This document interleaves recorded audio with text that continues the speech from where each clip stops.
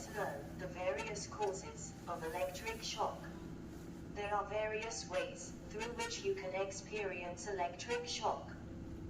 When humans come in direct contact with current-carrying conductor, they get an electric shock.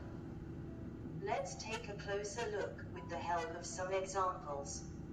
As you can see that the wire of an air compressor is connected to a damaged plug.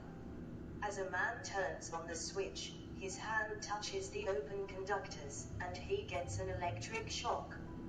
People also get an electric shock due to coming in contact with a grounded current indirectly. Now, let's understand this better with the help of an example. As you can see that the wire of an air compressor is connected to the plug, but the earthing wire is disconnected from the plug. The man turns on the switch and moves towards the air compressor.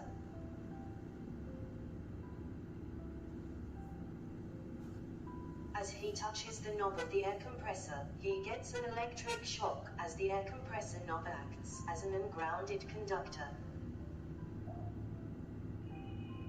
One may also get an electric shock due to getting in contact with an ungrounded conductor.